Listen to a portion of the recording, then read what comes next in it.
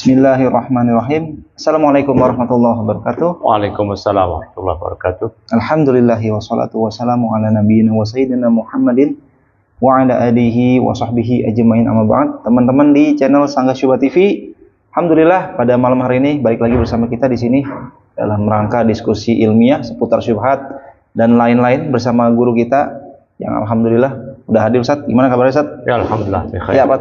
Ya, kemarin kita sudah menyanggah beberapa tokoh ya, termasuk Ustaz Adi Hidayat, Ustaz. Hari ini saya mau menyanggah juga nih Ustaz dari tokoh yang lain, Ustaz. Turunan Nabi, Habib Bahar bin Sumaid. Ya, terkait dengan video beliau kemarin, seorang wanita yang tidak ada masa iddah. Nah, kita nonton dulu, Ustaz. Oh, ya. Perempuan yang tidak pernah, maksudnya perempuan yang tidak ada masa iddah. Kalau dia dicerai atau ditinggal mati suaminya, dia nggak punya masa iddah.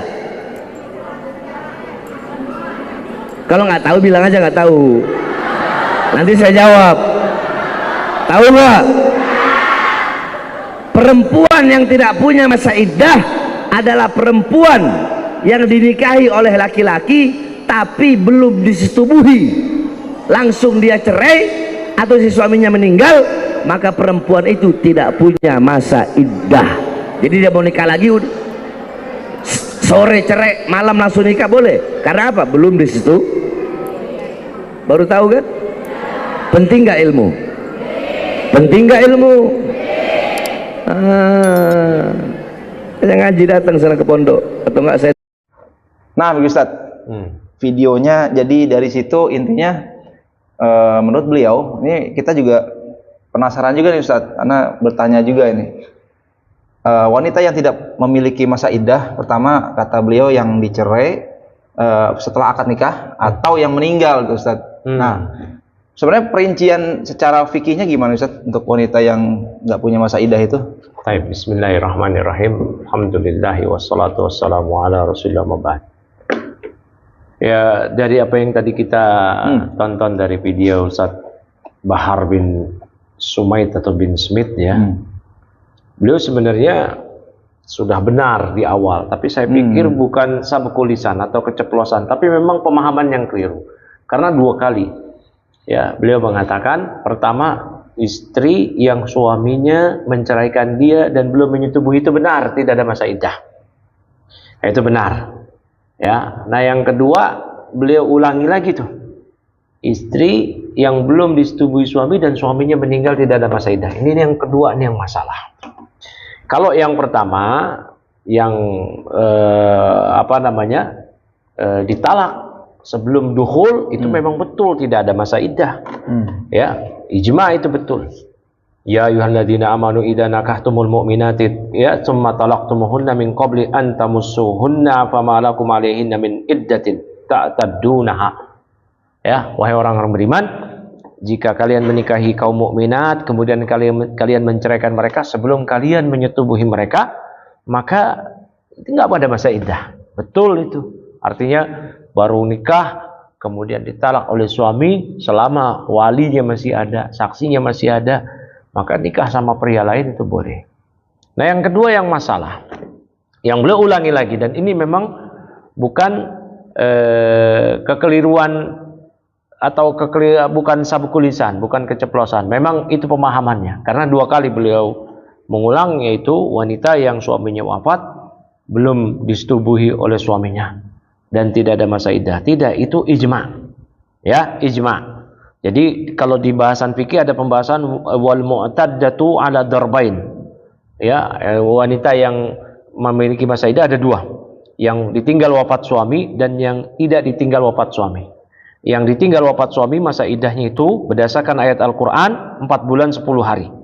Ya, 4 bulan 10 hari. Nah, ini kata para ulama di antara mazhab Syafi'i, Hanbali dan yang lainnya, sawaun kanatil wafatu qabla dukhuli am ba'dah. Apakah wafatnya itu sebelum atau sesudah dukhul? Dukhul berhubungan badan. Ya, dan itu berdasarkan firman Allah Subhanahu wa taala, walladzina yutawaffawna minkum wa yadharuna azwajan yatarabbasna bi anfusihinna arba'ata ashhurin wa ashra. Ya, dan orang-orang yang wafat di antara kalian dan meninggalkan istri, maka istrinya menunggu, ya tarobasna, istrinya masa tarobus yang menunggu untuk bisa menikah lagi 4 bulan 10 hari. Nah, ini kalau hamil sampai masa melahirkan. Kalau tidak hamil, baik sudah berhubungan badan atau tidak, maka masa iddahnya 4 bulan 10 hari. Bukan cuman ada masa iddah, tetap dapat mahar misal. Bukan cuman itu, dia dapat waris. Ya, makanya ini diterangkan oleh Alqamah. Beliau mengatakan bahwasanya Ibnu Mas'ud radhiyallahu ta'ala anhu ditanya ya tentang seorang yang tazawwaja imra'atan, yang menikahi seorang wanita, kemudian dia belum menentukan maharnya. Ya, belum menentukan maharnya, walam yadkhul biha hatta ma'atat. Ya. Dan belum belum dukhul. Nah, hatta ma'ata. Kemudian belum dukhul hingga dia meninggal itu si suaminya ini. Ya. Maka kata Ibnu Mas'ud, laha mislu sodaqi nisaiha. Ya, wanita tadi tetap mendapatkan sodak, yaitu mahar yang semisal itu, tidak perlu dikurangi lagi tadi itu. Sampai kata Ibnu Mas'ud, walaiha al-iddatu walaha al-mirasu. Wanita tersebut juga ada masa iddah, wanita tersebut juga mendapatkan waris.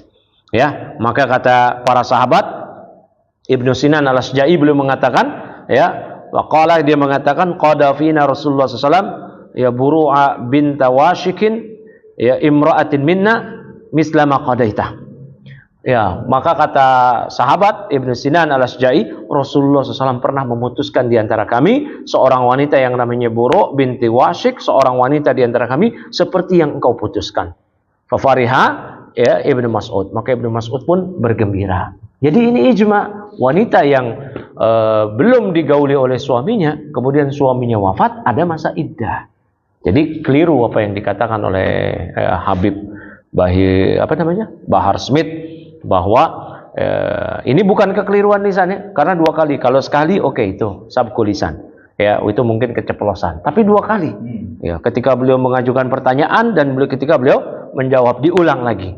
Ya, sampai beliau mengatakan ini ilmu, makanya ngaji ke pondok dan seterusnya. Justru ilmu itu adalah wanita yang ditinggal mati suami, ya, yang suaminya wafat dan belum dukhul, belum berhubungan badan, tetap ada masa iddah, dan inilah ijma para fuqaha. Baik, demikian aja ya. Ya, wabillahi taufik wa sallallahu wasallam ala nabiyina Muhammadin wa ala alihi wa sahbihi wasallam. Wassalamualaikum warahmatullahi wabarakatuh.